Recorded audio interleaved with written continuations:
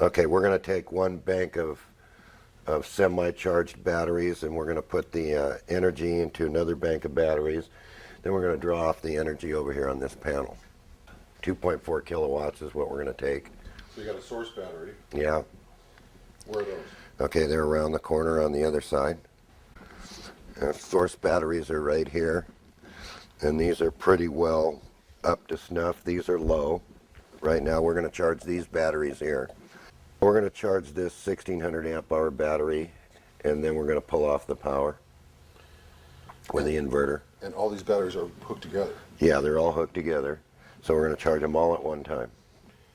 And this is our source battery. This is going to be our source right here.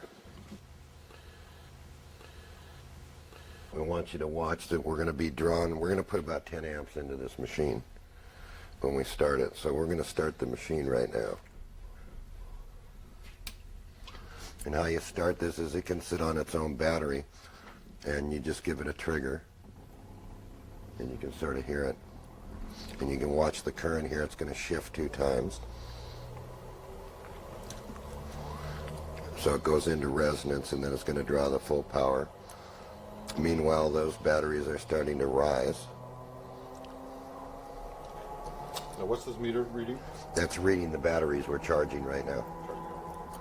Okay, so we're almost up to power now. So I'm looking at about 8 amps, 9 amps. Yeah, you're at 9 amps now.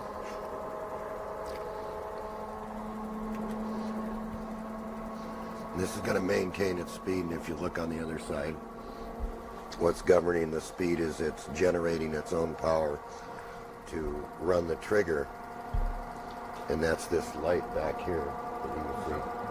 Okay? That means here's the wave. So you can see what the wave looks like.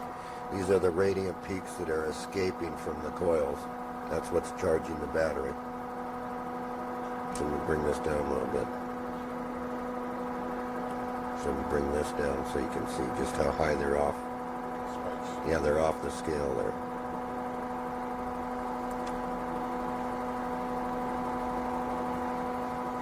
Okay. So it's got them up to 2504 already. I'm just going to be pushing them. So we're just a little bit under.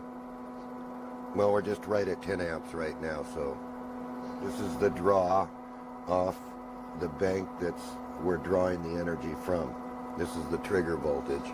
You can see the trigger voltage is right here. So we're only using about 20% of this current to run the machine. Can you hear that little ticking sound?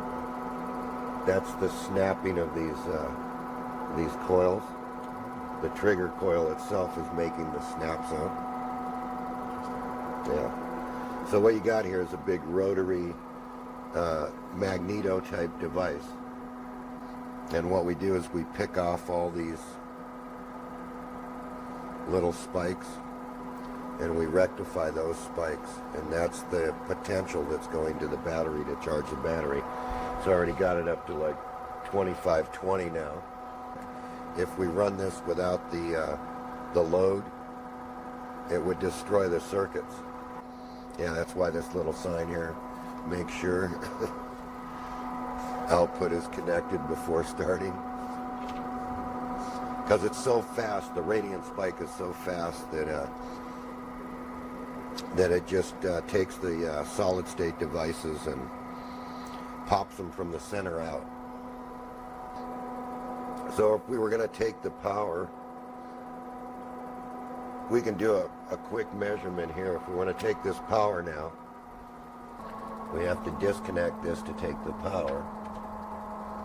You want to wait till this runs down, huh? No, I'm done. Okay, so we're going to have to hook these in here, and we'll just test these cells. Okay, so we ran the machine, and this is going to be backwards. So it says it's at 1262 at 100 amp hour test here, and we're just going to test it and see where we're sitting here. Then we're going to take the power from them and then put it back. So they've got 96.24%. You can see 96.24% capacity, which they didn't have when we started. If we go and as we want to take bank 2 and take the power off them. Yeah. And that meter is really spinning.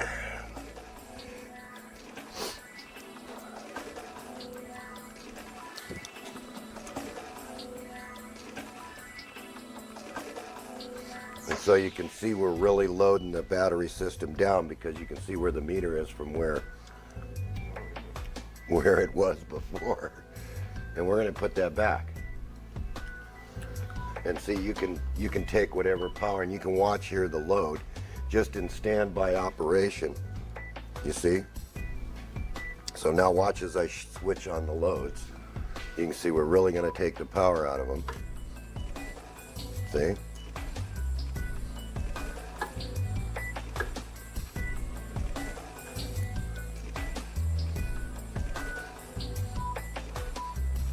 For all practical purposes, you can just plug in what you want within limits of the inverter.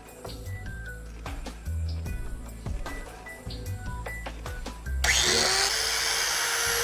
You can see it there, and you can see the increase on the meter when I turn it on. See? That's real power. So now let's put this energy back.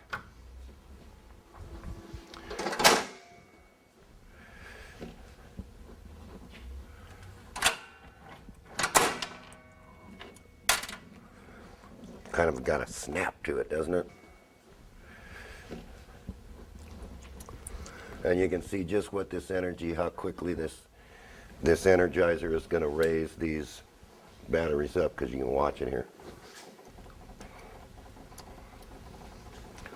It's barely turning down, it's already starting to raise it. See? And that's the whole idea of this project, is to transfer energy, you know, to be able to use the power, then use the primary bank to replace that power, and do this several times. I mean, we don't have any solar here. We don't have any wind. So what we want is to get this bank up to standing as quick as possible, which is just about there now. And see, it's starting to raise it pretty quick here. So then I'll do it again. I'll pull off the power again. I'll give it about 15 more minutes, and I'll pull the power off again. It's feeding. This is a potential charge. There's no current in this charge. 100, 200, 300, about 400 volts radiant spike on each one of these. And what we're picking off is this spike, and that's what's doing this charging right here. So there's no current in this spike, so it's just a potential charge. The current's on the input, and by limiting the current on the input, you get a better radiant output. We took 2.4 kilowatts for what, about 5 or 10 minutes there. Okay, but that's a lot of power. Yeah, and so it, you know, you can't, this is a 24 volt system, and to suck it down to 23 volts is like putting a load on it. But see, here's the whole point. The whole point is to use the primary system as long as you can, to use as much, get as much as you can out of the secondary system. Then to put a battery in reserve to run back and charge the primary, which we can do that now. The batteries, if you buy them new, are $3,000 each cell. If you buy them new. If you find them surplus, they're about $65 a cell. But that's what it would take, basically, those two banks to run your house. You can run this one day off solar, which works real well, or you can run it off the batteries when you have no solar. See, that's how this system all interfaces. Yeah, it's crawling up there. It's 20 magnetic poles. 20 magnetic poles and 10 electromagnetic poles. So there's this imbalance. Because we're trying to catch as much of this stuff as possible. So now we'll disconnect and we'll go out and measure again. Okay? We'll just go out and measure that bank again. 93.75. Let's see, we brought them up pretty quick from where they were. I think we were at like 94, right? But we only went up to 2502 on this one. So let's just take the power again. So we'll just take it again.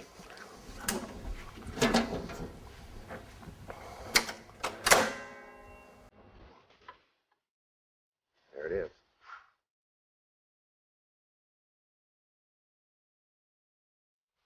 We're pulling as much as we can pull out of it. I mean, this is no problem at all. Those are real 100-watt light bulbs.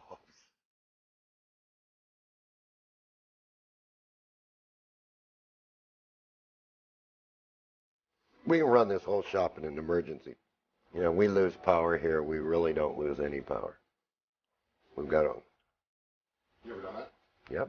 Have you really? Yes, we have. For how long? 8 hours. Gary and I ran all the lighting at the other place off this.